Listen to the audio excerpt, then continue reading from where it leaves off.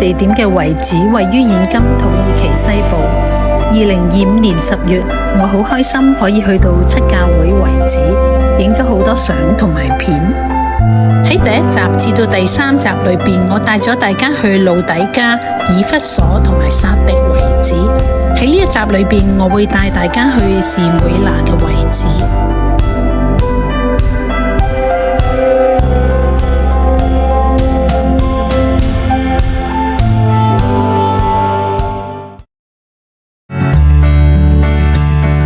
士每拿嘅遺址係坐落喺鬧市之中，同之前3個遺址好唔同。穿過圍欄，我哋可以睇到整個遺址嘅外貌。圍欄外面就係馬路，我哋嘅車就泊咗喺呢一度。呢度就係士每拿遺址嘅入口。士每拿即係現今嘅伊茲密爾，係土耳其第3大城市，僅次於著名嘅伊斯坦堡同埋首都安卡拉，亦都係土耳其第2大嘅港口。呢個遺址嘅入場券係6蚊歐羅。入口旁邊有一個紀念品嘅店鋪，從後邊我哋可以睇到周圍都有街道同埋停車場。士每拿遺址喺2020年4月被列入聯合國教科文組織世界遺產嘅暫列名錄。士每拿嘅歷史可以分為舊士每拿同埋新士每拿2個階段。舊士每拿嘅歷史可以追溯到公元前11世紀，佢喺公元前580年被呂底亞人摧毀；而新士每拿則喺公元前4世紀由亞歷山大大帝發起重建。傳說亞歷山大大帝嚟到呢個地方打獵，喺夢裏邊得到指示喺呢一度建立一座城市。呢個傳說亦都被描繪喺羅馬時期嘅錢幣上邊。士每拿遺址嘅主要範圍佔地約4萬平方米，大約相等於5個半標準足球場。公元178年發生大地震，士每拿幾乎被夷為平地。之後喺羅馬政府支持之下重建，因此今日睇到呢個遺址裏邊嘅遺跡，主要屬於羅馬時期。從呢個士每拿嘅上空圖可以睇到，遺址主要分開3部分。第一部分係北部嘅柱廊建築，第二部分係西部嘅柱廊建築，而第3部分係位於中央嘅市集部分。喺入口旁邊就係北部柱廊建築遺址，佢係一座長形嘅建築物，長161米，闊29米，連地下室共有3層。係當時舉辦商業同埋司法事務嘅場所。呢個係建築物嘅重構圖同埋橫切面圖。地下室由4排長廊組成，主要用作零售、批發同埋儲存之用。考古學家喺呢度發現咗數以千計嘅民間塗鴉、刻畫同埋圖像，以及羅馬晚期日常生活片段嘅文字。喺呢度亦曾經發現製造或者售賣各種工具同埋器皿嘅空間，具有類似室內市集嘅功能。喺柱廊建築嘅旁邊有一條樓梯可以落到地下室，等我帶大家入去睇睇先。從樓梯落去，我哋進入到西部柱廊嘅地下室通道。呢度就係整個遺址裏邊最具代表性而且保存完好嘅羅馬建築傑作之一，亦都係士每拿遺址裏邊嘅地標同埋打卡熱點。連埋地下室共有3層，上邊嘅2層建築連於市集，為當時嘅人提供散步留言、遮陰避雨嘅場所。呢啲堅固嘅石造拱頂同埋拱門起咗好好嘅承重作用，支撐住上邊嘅2層建築。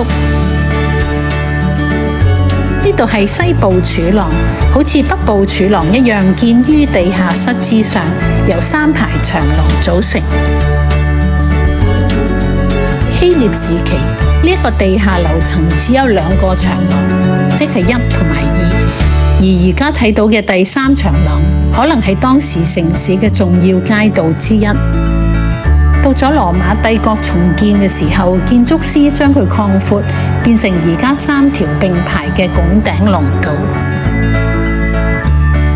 喺西部柱廊嘅入口附近有一個水池，係仍然流緊清澈嘅泉水。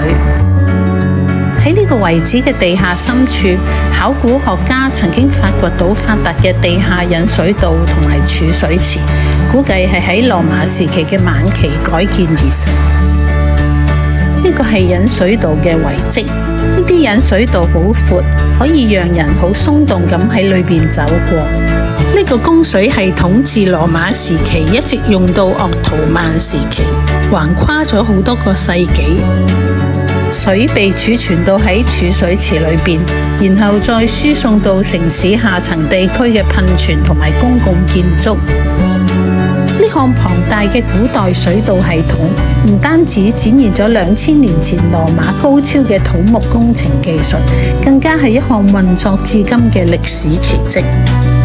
我哋向前行到去最遠嗰條長廊，我哋見到地下一條長長嘅地下水道貫穿咗整條嘅走廊。呢條長長嘅水道係整個供水系統嘅一部分，用嚟將啲水分配到古希臘城市嘅唔同地方。到今日，呢啲水道嘅源頭仍然不明，但係我哋仍然見到泉水喺度流動。令人驚嘆嘅係，直到今日走到市集嘅地底，依然能夠聽到清脆嘅流水聲。當年古老嘅渠道，至今仍然喺度流住清澈嘅泉水。大家係咪好想聽下呢啲咁清脆悅耳嘅聲呢？就等我俾大家聽下啦。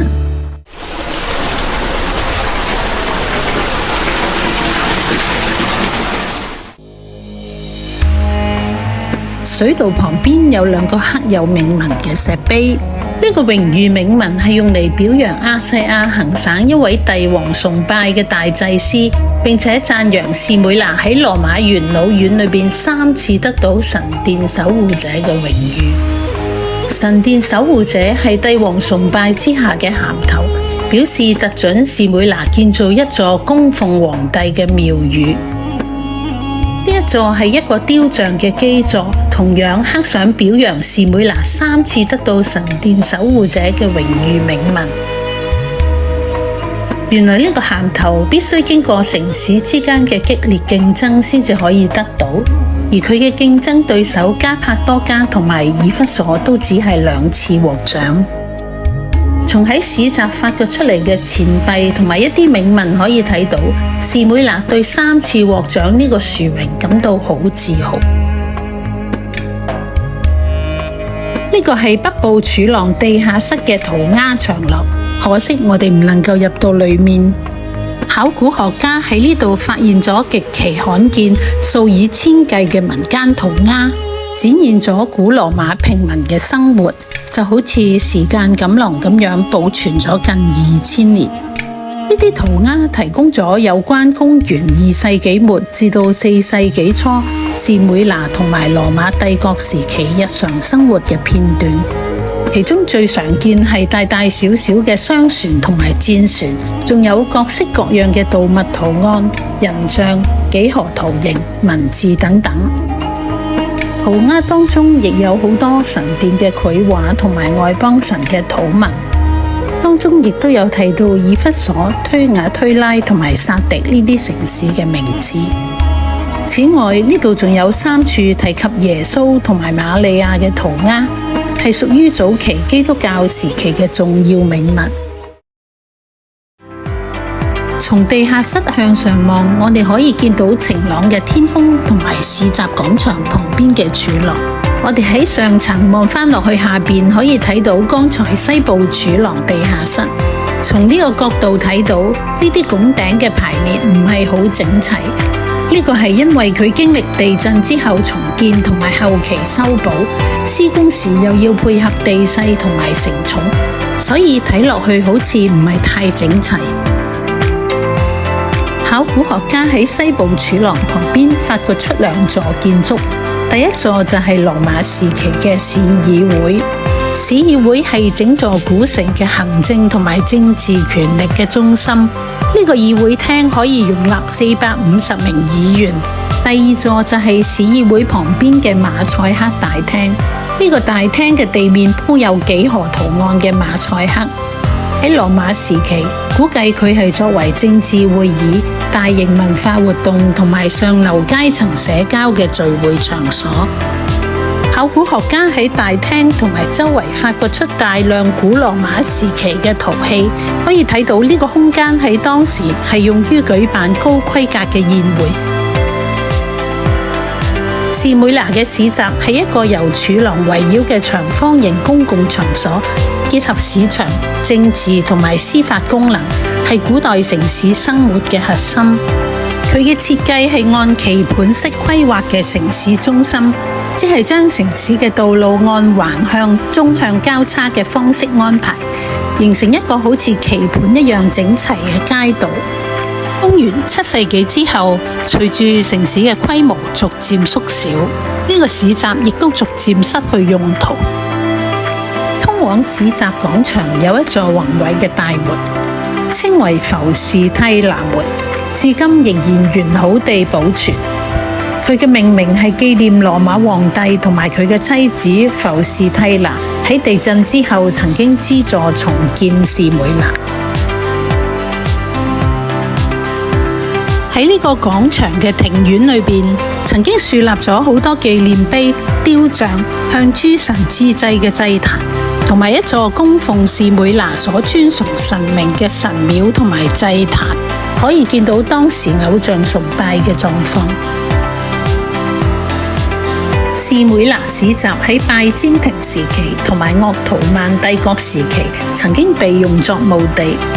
而庭院南部嘅墓碑係嚟自鄂圖曼帝國時期留至今日嘅遺跡。呢個牌寫上咗伊斯蘭教古蘭經關於人死後嘅經文，上面包含咗4種文本嘅翻譯。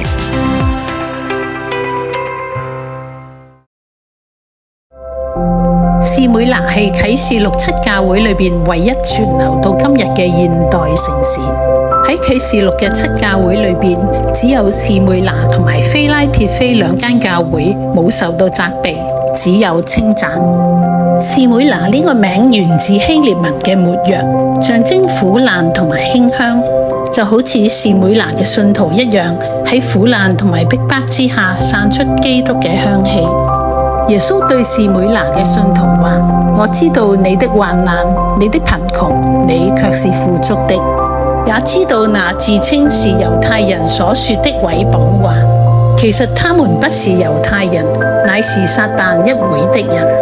耶穌又話：魔鬼要把你們中間幾個人下在監裏，叫你們被試煉。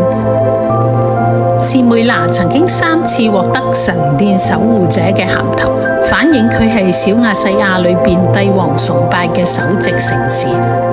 當基督徒拒絕稱皇帝為主，拒絕向佢哋跪拜嘅時候，一定會遭到好大嘅逼迫同埋患難。佢哋嘅財產可能被剝奪，甚至被關進監牢。耶穌勉勵士每拿嘅信徒：你將要受的苦，你不用怕。你們必受患難10日。10日代表苦難係短暫，係有限期嘅。耶穌應許信徒話：你務要至死忠心，我就賜給你那生命的冠冕。士每拿信徒堅忍不屈、至死忠心嘅品格，實在值得我哋學習。我哋應當睇重神嘅評價，過於世人嘅標準，並且要持守嗰個能夠勝過死亡同埋試煉嘅信心，就必得着生命嘅冠冕。